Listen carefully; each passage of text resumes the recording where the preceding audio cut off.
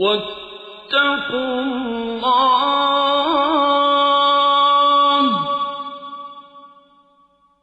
إن الله شديد العقاب.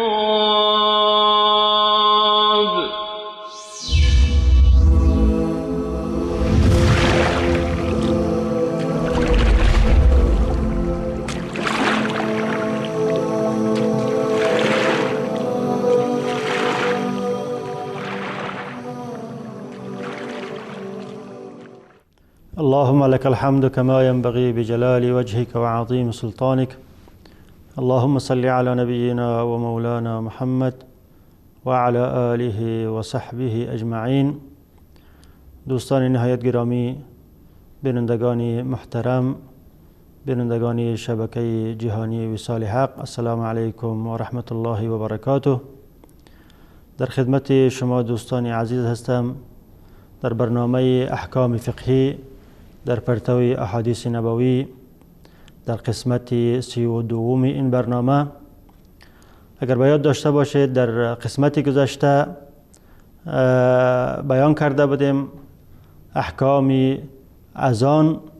و اینکه انسان مسلمان وقتی که مؤذن را میشنود باید به او متابعه کنه، یعنی هر آنچه که مؤذن میگوید از پشت مؤذن باید اون الفاظ را تکرار کنه، بنا به حدیث رسول اکرم صلی الله علیه و سلم که اذا سمعتم المؤذن فقولوا مثل ما یقول ثم صلوا علیه. هنگامی که شما مؤذن را میشنوید هر آنچه که مؤذن میگوید شما هم امر را تکرار کنید و بعد از او در آخر درود بر من بفرستید. و در این قسمت برنامه موضوع درس ما این است که بعد از اذان و قبل از اقامت این فتره زمانی از جمله فترات اجابت دعاست، از جمله فترات است که الله متعال در این فتره زمانی دعای انسان مسلمان را قبول میکند، چون الله متعال برای قبولی دعا فترات زمانی را تعیین کرده که در این فترات زمانی اگر انسان مسلمان دعا کنه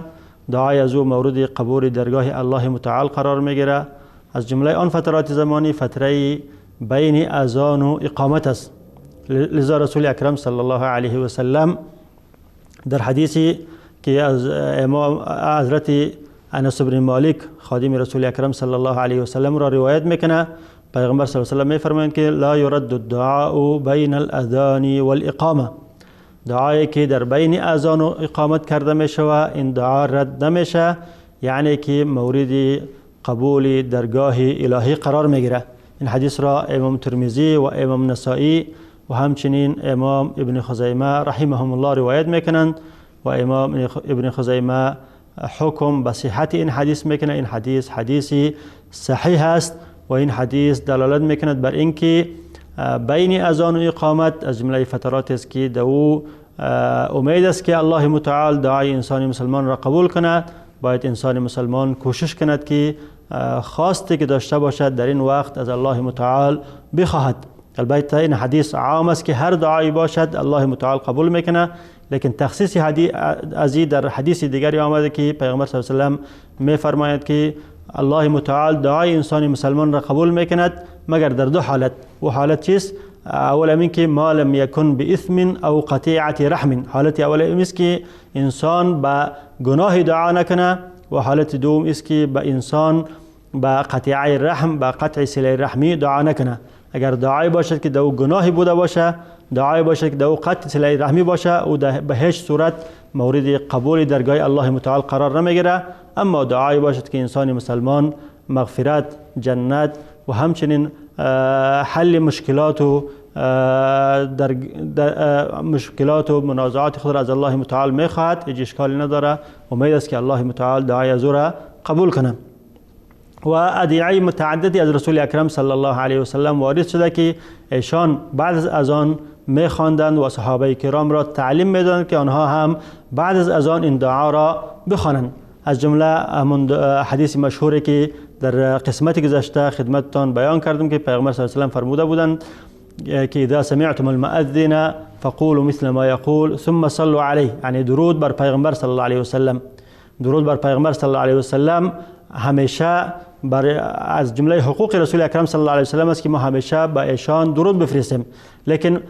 جاهایی را پیغمبر صلی الله علیه و سلم تعیین کردن که سنت و مستحب است که در اون جاها ما به پیغمبر صلی الله علیه و سلم درود بفرستیم. از جمله اون جاها درود فرستن به پیغمبر صلی الله علیه و سلم بعد از اذان است، که بعد از اینکه ما اذان را میشنویم و با مؤذن متابعت میکنیم و بعد از او به پیغمبر صلی الله علیه و درود بفرستیم که اللهم صل علی محمد و علی آل محمد کما صلیت علی ابراهیم و علی آل ابراهیم انک حمید مجید. و همچنین بعد از فرستادن درود بر رسول اکرم صلی الله علیه و سلم دعای دیگری از رسول اکرم صلی الله علیه و سلم وارد شده و دعای مشهور است که دعای اذان اللهم رب هذه الدعوة التامة والصلاة القائمة آت محمد الوسيلة والفضيلة وبعثه مقاما محمودا الذي وعدته. این دعا را صحابی جلیل قدر جابر بن عبدالله رضی الله عنه از رسول اکرم صلی الله علیه و سلم روایت میکنند که رسول اکرم صلی الله علیه و سلم فرمودند من قال حين يسمع النداء، شخص هنگامی که اذان را میشنود بعد از شنیدن اذان این دعا را بخواند که اللهم رب هذه الدعوة التامة، ای بار الها پروردگاری این دعوت کامل و مکمل، که مراد از او دعوت توحید است و مراد از او دعوت کلمات اذان است که کلمات اذان همش دعوت به سوی توحید است، چون شروع میشه به الله اکبر که دلالت به وجود الله متعال میکنه و بعد از او اشهد ان لا اله الا الله دلالت بر توحید و وحدانیت و یگانگی الله متعال و اشهد ان محمد رسول الله دلالت به رسالت رسول اکرم صلی الله علیه و سلم و حی علی الصلاة دلالت به امر به عبادت، بزرگترین عبادت که بعد از گفتن شهادت الله اله الا الله شهادت توحید بزرگترین عبادت نماز است، دعوت به طرف نماز. و حی علی الفلاح این هم دلالت میکند بر بعث بعد الموت، بر رستاخیزی بعد از مرده شدن، به زنده شدن بعد از مردن و بر روز قیامت و بر روز رستاخیزی که اون زندگی فلاح و همیشگی و کامیابی زندگی است که نصیب انسان در جنت میشه و بعد از حشر، بعد از مردن حشر که انسان میشه حساب کتاب میشه و انسانهایی که در جنت میروند فلاح و رستگاری و زندگی جاویدان نصیب آنهاست و این دلالت میکنه به زنده شدن بعد از مردن و بعث بعد الموت و به روز رستاخیز. و در آخر همین کلمات که الله اکبر لا اله الا الله که دلالت به وجود الله متعال و دلالت به توحید میکنه دوباره تکرار میشه. پس کلمات اذان همه کلمات است که در برگیرنده توحید و رسالت و حکم نماز و حکم رستاخیز بعد از مردن، این احکام توحیدی از این خاطر احکام توحیدی است، از این خاطر این را در این حدیث به نام دعوت تامه، یعنی دعوت کامل و مکمل، دعوتی که در هیچ تغییر و تبدیل تا روز قیامت نمیآید، نامیده شده به این دعوت را به دعوت نماز را به دعوت تامه. و الصلاة القائمه که نماز برپا شده که نماز است که انسان را برپا میکنه. آتی محمد الوسیله، ای بار الها تو به رسول اکرم صلی الله علیه و سلم وسیله را عطا فرما. وسیله هر آنچه که انسان توسط از او تقرب میجوید به طرف الله متعال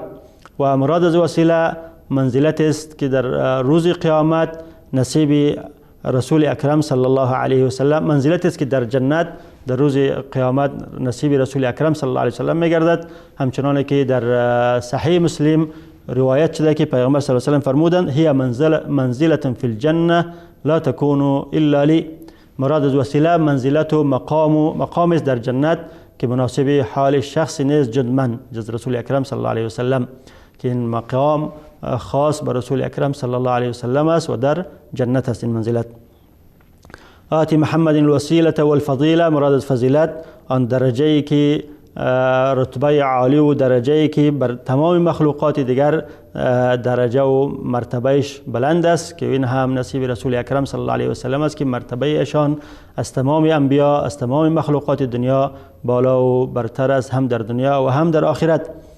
آتی محمد الوسیله والفضیله وبعثه مقاما محمودا الذي وعدته، ای بار الها تو رسول اکرم صلی الله علیه و سلم را برسان به آن مقام محمود که تو را وعده کردی، آن مقامی که محمود است، حمد و ستایش از او گفته شده. آن مقام است که با واسطه از او تمام مخلوقات حمد و ستایش رسول اکرم صلی الله علیه وسلم را میگویند که مراد از این مقام محمود همون شفاعت عظما، شفاعت بزرگی که در روز قیامت نصیب رسول اکرم صلی الله علیه وسلم می شود، هنگامی که تمام مخلوقات در میدان محشر امتی های تمام امت ها جمع می شوند، نزد پیغمبران متعدد می روند، حضرت آدم، حضرت ابراهیم، حضرت موسی و حضرت عیسی، که برایشان شفاعت کنند در نزد الله تبارک و تعالی که آنها را از میدان محشر خلاص کنه، حساب کتاب آنها انجام شود. همه پیغمبرها روی عذری که دارند معذرت خود را پیش میکنند، بالاخره نزد رسول اکرم صلی الله علیه وسلم میآیند و رسول اکرم صلی الله علیه وسلم میفرمایند که این مقام من است و من این کار را میکنم، و رسول اکرم صلی الله علیه وسلم زیر عرش سجده میکنند و از الله متعال برای تمام مخلوقات، برای تمام امتی ها شفاعت میکنند که مراد او شفاعت عظما و بزرگ است و الله متعال شفاعت ایشان را قبول میکنه و مردم به حساب کتاب خود میرسند و از میدان محشر خلاص میشن، جنتی ها به جنت میروند و دوزخی ها به دوزخ و اصحاب اعراف به اعراف. و مراد از این مقام محمود همین شفاعت بزرگ است که همچنان که در آیه سوره اسراء آیت 79 هم الله متعال به این اشاره کرده میفرماید که و من اللیل فتهجد به نافلة لك عسى ان یبعثك ربك مقاما محمودا. تا ای پیغمبر خدا نیم شب هم خسته برای خدا نماز تهجد را انجام بده تا که این سبب شود به اینکه تو را الله متعال به مقام محمود برسانند، مقام محمود شفاعت عظما را نصیب تو بگردانند. و این مقام را مقام محمود گفته شده به خاطر از اینکه تمام مخلوقات، تمام انسان ها، چه انبیا، چه اولیاء، چه دیگر مردم ها، به خاطر این مقام، به خاطر این منزلت حمد و ثنای رسول اکرم صلی الله علیه و سلم را میگویند که رسول اکرم صلی الله علیه و سلم به این منزلت مقامی که در نزد الله متعال داره شفاعت میکنه و مردم ها از مصیبت و از حول و از غم روز محشر نجات میابند و هر کس به حساب کتاب خود میرسد.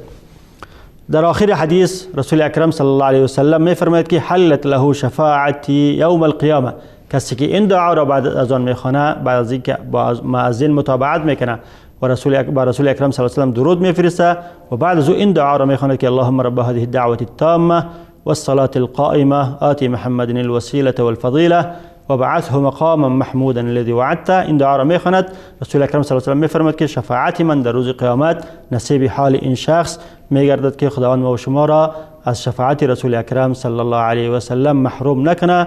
و رسول اکرم صلی الله علیه و سلم را شفیع ما در روز قیامت بگردانه. این حدیث را امام بخاری روایت میکند و همچنین اصحاب سنن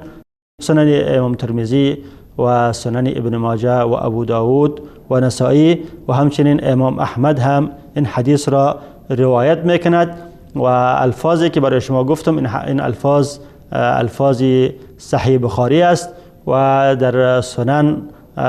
لفظ دیگری در آخر حدیث اضافه شده و این است که در آخر فرمودند که کلمه انک لا تخلف الميعاد این را هم رسول اکرم صلی الله علیه و سلم بنا بر روایت اصحاب سنن اضافه کردند. پس اگر کسی اکتفا به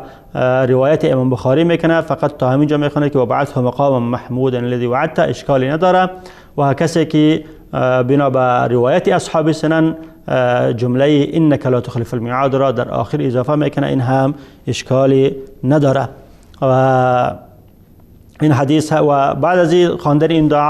دعای دیگری که از رسول اکرم صلی الله علیه و سلم ثابت است و این است که باید این دعا را بخواند که رضیت بالله ربا و بالاسلام دینا و بمحمد صلی الله علیه و سلم رسول النبی. و این مطلب را هم امام مسلم رحمت الله علیه روایت میکند که پیغمبر صلی الله علیه و سلم فرمودند من قال حين يسمع النداء، کسی که هنگامی که اذان را میشنود میگوید که و انا اشهد ان لا اله الا الله وحده لا شريك له و اشهد ان محمدا عبده و رسوله رضيت بالله ربا و بالاسلام دینا و بمحمد صلی الله علیه و سلم رسول النبی غفر له ذنبه. کسی که بعد از اینکه اذان را میشنود و بعد از اون میگوید که و من هم گواهی میدهم که بجز الله متعال هیچ معبودی نیست، هیچ معبودی بر حق نیست و رسول اکرم صلی الله علیه و سلم رسول و فرستاده اوست و من الله متعال را من حیث پروردگار خود برگزیدم و محمد صلی الله علیه وسلم را من حیث رسول النبی خود و اسلام را من حیث دین خود برگزیدم. کسی که این دعا را بخواند پیغمبر صلی الله علیه و سلم میفرماید که غفرت له ذنوبه، گناهان از او بخشیده می شود، گناهان از او مورد مغفرت و عفو و بخشش الله متعال قرار می گیرد. و بعد از خواندن این دعاها درود بر پیغمبر صلی الله علیه و سلم و دعای اللهم رب هذه الدعوه التامه و دعای رضیت بالله ربا، و بعد از این میتوند که هر دعایی که مناسب حالی و شخص باشه از الله متعال بخواه و دعا کنه تا که باشد که الله متعال دعای از او را در این فتره زمانی که فتره قبول دعاست قبول کنه. همچنان که اصحاب سنن روایت میکنه که پیامبر صلی الله علیه و سلم فرمودند قل مثل ما یقول المؤذن فاذا انتهیت فسل تعطى، تو هر آنچه که مؤذن میگوید او را هم از پشت از او بگو و بعد از او که ختم کردی کلماتی که مؤذن میگه او را ختم کردی و فسل تعطى، تا از الله متعال بخوای داده میشه. یعنی هر آنچه که از الله متعال میخوای الله متعال سوال تو را مورد اجابت قرار میده و دعای تو را قبول میکنه و دعای تو و سوال تو برای تو داده میشه. و از جمله ادعیه‌ای که از رسول اکرم صلی الله علیه و سلم ثابت است این هم است که ام المؤمنین ام سلمه رضی الله عنها روایت میکند که از ایشان روایت شده است که فرمودند علمني رسول الله صلی الله علیه و سلم ان اقول عند اذان المغرب، رسول اکرم صلی الله علیه و سلم به من آموزاندند تعلیم دادن که وقتی که من اذان مغرب را میشنوم بعد از اذان مغرب این دعا را بخوانم اللهم هذا اقبال لیلک و ادبار نهارک و اصوات دعواتک فاغفر لی، ای بار الها این وقتی است که شب تو در حالت آمدن است و روز تو در حالتی است که پشت خود را گشتانده و میروه، یعنی وقتی است که روز خلاص میشه و شب میآید و این اصوات دعوات تو آوازهای از آن به گوش ما میرسد، گناههای ما را ببخش. و این دعا هم مختص اذان مغرب است، اگر شخص به این دعا هم دعا کنه دعای خیلی خوب و مبارکی است. و همچنین حدیث دیگری از رسول اکرم صلی الله علیه و سلم روایت شده پیغمبر صلی الله علیه و سلم فرمودند الدعاء بین الاذان والاقامه لا يرد، دعایی که در بین اذان و اقامت کرده میشه رد نمیشه، مورد قبول درگاه الله متعال قرار میگیره. صحابه کرام فرمودند که فما نقول یا رسول الله، مادام که این وقت اجابت دعاست، وقتی است که الله متعال دعای بندگان خود را قبول میکنه، پس ما بعد از اذان کدام دعا را بخوانیم؟ پیغمبر صلی الله علیه و سلم فرمودند صلی الله العفو والعافیه فی الدنیا والآخره، شما بعد از آن از الله متعال عفو، بخشش و عافیت و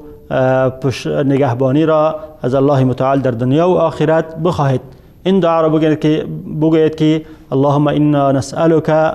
انی اسألك العفو والعافیة والمعافاة الدائمة في الدین والدنیا والآخرة، ای بار الها من از تو بخشش و عافیت در دنیا و آخرت خواهانم، پس تو برای من بخشش خود را و عافیت و پشتیبانی خود را در دنیا و آخرت نصیب من بگردان. دوستان عزیز، این بود بعضی از ادعیه‌ای که از رسول اکرم صلی الله علیه و سلم وارد شده بود که بعد از آن خوانده شود و گفتیم که پیغمبر صلی الله علیه و سلم این وقت را از جمله اوقات مفضله، اوقاتی که در این وقت دعا مورد اجابت درگاه الله متعال قرار میگیره و پیغمبر صلی الله علیه و سلم فرمودند که هر دعایی کرده شود مادامی که به گناه و به قطع صله رحمی نباشه اشکالی نداره و مورد قبول درگاه الله متعال قرار میگیره. و بعد از دیدن یک بیان برنامه کوتاه با حدیث دیگری از احادیث گهربار رسول اکرم صلی الله علیه و سلم خدمت شما هستیم، با ما باشید.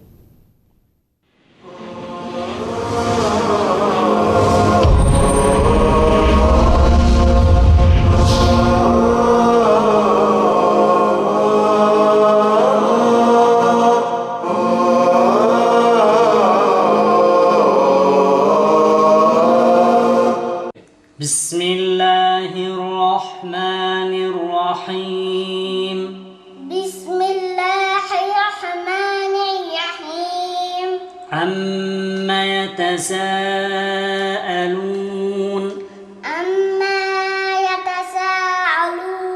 عن النبأ العظيم الذي هم فيه مختلفون. رسول الله صلی الله علیه و آله و سلم فرمودند فرزندانتان را بر 3 خصلت تربیت نمایید: محبت پیامبرتان و محبت خاندانش و تلاوت قرآن، چرا که حافظان قرآن در روزی که هیچ سایه‌ای جز سایه او تعالی نیست با پیامبران و برگزیدگان الله در زیر سایه عرش الهی قرار می‌گیرند.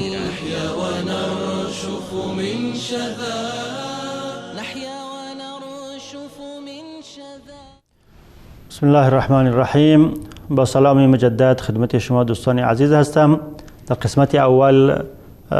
خدمت شما دوستان عزیز احادیث گهرباری رسول اکرم صلی الله علیه و سلم را در مورد اینکه فتره زمانی بین اذان و اقامت فتره است که فتره اجابت دعاست. این زمانی است که از جمله زمانهایی است که الله متعال در این وقت دعای انسان را قبول میکنه، دعای انسان مسلمان را. باید انسان مسلمان هر مطلبی را که مناسب حالی از او باشد در این وقت میتواند که از الله متعال بخواهد و ادعیه‌ای که از رسول اکرم صلی الله علیه و سلم ثابت شده بود در روشنایی احادیث رسول اکرم صلی الله علیه و سلم خدمت شما تقدیم کردم. و در باب اذان مسئله اخیری که متعلق میگیره به باب اذان او این است که آیا مؤذن حق گرفتن اجره و مزد و پاداش را در مقابل اذان داره یا نداره؟ آیا میتونه که مؤذن در مقابل اذان خود از مردم مزد و پاداش بگیره، حقوق و معاشی بگیره، یا این حق را نداره؟ در این مورد هم احادیثی از رسول اکرم صلی الله علیه و سلم روایت شده است. از جمله حدیثی است که اصحاب سنن ابو داود و سنن امام ترمذی و ابن ماجه و نسائی و همچنین امام احمد و همچنین حاکم نیشابوری در مستدرک این حدیث را روایت میکنن از صحابی جلیل القدر عثمان بن ابی العاص که پیغمبر صلی الله علیه و سلم که ایشان برای پیغمبر صلی الله علیه و سلم فرمودند اجعلنی یا رسول الله اجعلنی امام قومی. حضرت عثمان بن ابی العاص ثقفی، عثمان بن ابی العاص و بن بشر الثقفی از جمله کسانی بودند که بعد از جنگ طائف، بعد از جنگ حنین و بعد از فتح طائف نزد پیغمبر صلی الله علیه و سلم آمدند. وفدی که نزد پیغمبر صلی الله علیه و سلم از قبیله ثقیف آمد و پیغمبر صلی الله علیه و سلم معاهده کردند و بیعت کردند. این شخص هم در جمله امو وفد بود و این خردترین از او وفد بود که در او وقت تقریبا 27 سال عمر داشت. و بعد از معاهده که بین وفد ثقیف و رسول اکرم صلی الله علیه و سلم صورت گرفت و آنها اسلام و ایمان خود را اعلام کردند، رسول اکرم صلی الله علیه و سلم این شخص را من حیث والی طائف گماشت که تو ای عمرو بن العاص، ای عثمان بن ابی العاص از طرف رسول اکرم صلی الله علیه و سلم والی طائف هستی. و این هم دلالت به این میکنه که پیغمبر صلی الله علیه و سلم همیشه حرص داشتند که از نیروی جوان استفاده کنند و وفدی که پیش پیغمبر صلی الله علیه و سلم آماده بود شخصی که جوانترین از آنها بود این شخص بود، لذا پیغمبر صلی الله علیه و سلم این شخص را من حیث والی ایشان تعیین کردند و آنها در مدتی که پیغمبر صلی الله علیه و سلم حیات داشتند والی طائف بودند و همچنین در مدت خلافت رسول حضرت ابوبکر صدیق رضی الله عنه والی طائف بودند و همچنین 2 سال از خلافت حضرت عمر والی طائف بودند و بعد از 2 سال ایشان را حضرت عمر از طائف عزل کرد و والی عمان و بحرین تعیین کرد و تا آخر در آنجا تا آخر خلافت حضرت عمر والی عمان و بحرین بودند و بعدا در سال 51 هجری در بصره وفات کردند. این صحابی جلیل قدر از رسول اکرم صلی الله علیه و سلم خواستند که آنها امام قومی خود باشند. گفتند که یا رسول الله اجعلنی امام قومی، ای رسول خدا من را امام قومی خود قرار بده، من را امام قوم من که ثقیف است تعیین کن. فقال انت امامهم. رسول اکرم صلی الله علیه و سلم طلب ایشان را رد نکردند و به طلب ایشان لبیک گفتند و فرمودند که انت امامهم، تو امام ایشان هستی، تو از طرف من به قوم ثقیف امام هستی، برو امامتی از آنها را بکن. واقتدی باضعافهم، لکن با ضعیفتر، در وقتی که نماز میتی به مردم با ضعیفترین انسان ها اقتدا کن. به این معنی که تو وقتی که نماز میتی پشت سر تو هم مردم جوان نماز میخوانه، هم مردم پیر و هم مردم صحتمند و هم مردم مریض. تو ببین که پشت تو شخص ضعیف چقدر صلاحیتی ایستادن را داره، چقدر صلاحیتی رکوع کردن را داره و به چه اندازه صلاحیت قیام و قعود و سجده داره. به اون اندازه تو نماز خود را انجام بده، به اندازه ای که یک انسان ضعیف بتواند که به تو اقتدا کنه و از پشت تو استاد شود. واتخذ مؤذنا لا یأخذ علی اذانه اجرا. و شرط دوم هم این است که تو برای خود مؤذن قرار بده، مؤذن بگی که او مؤذن در مقابل اذان خود از مردم اجر و پاداش و مزد نگیرد. و در روایت دیگری میاد که عثمان بن ابی العاص فرمودند که آخر ما عهد الی رسول الله صلی الله علیه و سلم ان اتخذ مؤذنا لا یأخذ علی اذانه اجرا. آخر آنچه که رسول اکرم صلی الله علیه و سلم بر من وصیت کردند، آخرین وصیتشان این بود بر من که ان اتخذ مؤذنا، ما برای خود مؤذن بگیرم، مؤذن قرار بدهم که او در مقابل اذان خود از مردم اجر و پاداشی نگیره. این حدیث دوستان عزیز به چند حکم دلالت میکند یا احکامی که از این حدیث علمای اسلام استنباط کردند. اول این است که طلب امامت در خیر جواز داره، به این معنی که اگر شخصی در خود صلاحیتی از این میبینه که امام شده میتونه، امام دینی میشه که از او را طلب کنه و این اشکالی نداره و این معارض با این است، با طلب ریاست نیست. چون طلب ریاست دنیوی در احادیث متعدد از رسول اکرم صلی الله علیه و آله منع آمده که کسی از طلب ریاست دنیوی باید نکنه، اما امامت دینی اشکالی نداره بنا به این حدیث. و همچنین در آیه‌ای که وجعلنا للمتقین اماما، سوره فرقان آیات 74 که از جمله دعاهای بندگان نیک و مقرب الله متعال این است که آنها میگن که وجعلنا للمتقین اماما، ای بار الها ما را برای متقین امام و پیشوا قرار بده. پس طلب امامت و پیشوایی اگر شخصی در خود صلاحیت میبینه اشکالی نداره. و حکم دوم این است که امام باید همیشه حالی مقتدی های خود را مراعات کنه و ببینه که مقتدی های از او به چه انداز طاقت دارن، آماده هستند که قیام کنن و قعود کنن و سجده و رکوع را انجام بدن. و ما اندازه باید قیام خود را، قعده خود را، رکوع و سجده خود را انجام بده و سبب فتنه مردم نگرده. و حکم سوم این است که باید مسلمان ها برای فریاد زدن به طرف نماز برای خود مؤذنی قرار بدهند و باید مؤذنی داشته باشند که در 5 وقت نماز وقتی که اوقات نماز داخل میشه آنها را به طرف نماز فرا بخوانند. و حکم چهارم و این است که و او حکمی که مورد بحث ماست و این است که مؤذن باید در مقابل اذان خود اجر و پاداش نگیره. اما اگر مؤذن در مقابل اذان خود اجر و پاداش گرفت، این چه حکم داره؟ بنا به این حدیث علمای مذهب احناف، مذهب حنفی رأیشان این است که اگر مؤذن در مقابل اذان خود شرط گذاشت، گفت که ما بدون دادن اینقدر پول ما اذان نمیدهم، اگر شرط را گذاشت این شرط حرام است و درست نیست. اما اگر تطوعاً و به طور رایگانی اذان داد و مردم خودشان یک چیزی برای از او دادن، باز اشکالی نداره. و علمای یعنی مذهب احناف این حکم را حکم به تحریم کردن. قول رسول اکرم صلی الله علیه و سلم که واتخذ مؤذنا لا یأخذ علی اذانه اجرا، فرمودن که اگر شخصی این حکم تحریم است، اگر مؤذنی که در مقابل اذان خود پول و مزد شرط بگذاره و شرط از او حرام است و گرفتن پول حرام و ناجایز است، اما اگر بدون شرط مردم برش داد اشکالی نداره.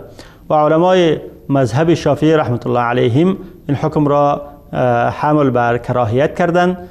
گفتن که اگر شخصی شرط بگذاره مکروه است، اما اگر مردم برش بته هیچ کراهیتی نداره. همچنان که امام ابن ابی شیبه از یکی از علمای شوافی امام ضحاک روایت میکند که ایشان فرمودند یکره ان یأخذ المؤذن على اذانه جعلا و این اعطی بغیر مسئله فلا بأس. مکروه است که مؤذن در مقابل اذان خود مزد بگیره، اما اگر بدون سؤال و بدون خواست برش داده شود پس اشکالی نداره. اما علمای مذهب مالکی رحمت الله علیهم فرمودند که هیچ اشکالی نداره که مؤذن در مقابل اذان خود مزد بگیره. همچنان که ابن عربی رحمت الله علیه که از جمله بارزترین علمای مالکی است میفرماید که چون امام یا خلیفه مسلمان ها مکلف بر این است که برای مردم هم نماز بده، هم قاضی باشه و هم پیشوا و امام یزو در جهاد در تمام احکام بوده باشه و هم مؤذن آنها باشه و او میتونه که در مقابل این اعمال خود مزد پاداشی بگیره و میتوند که بجای خود اشخاص دیگری را در قضا، در امامت، در مؤذنی و در امارت جهاد تعیین کنه و وقتی که تعیین کرد این اشخاص قائم مقامی خلیفه مسلمان ها می باشند. همچنان که خلیفه مسلمان ها در مقابل این کارها اجر و پاداش میگیره، مزد میگیره و اشکالی نداره و این اشخاص دیگر هم که آنها نواب خلیفه هستند، نائب و جانشین های خلیفه های مسلمان هستند، هیچ اشکالی نداره که اجر و پاداش بگیره. اما قولی که علمای محققین او را ترجیح دادن و او این است که مؤذن اگر شرط گذاشت درست نیست که در مقابل اذان دادن شرط بگذاره که ما اگر با مردم شرط بگذاره که اگر با ما اینقدر پول پاداش میدن ما اذان میدهم، اگر نه ما اذان نمیدهم، در اون صورت درست نیست، ناجایز است. اما اگر شرط نگذاشت مردم خودش برایش دادن هیچ اشکالی نداره. والله اعلم. و در اینجا وقتی برنامه ما خاتمه میرسد و با تا قسمت آینده با شما خداحافظی میکنم. والسلام علیکم و رحمت الله و برکاته.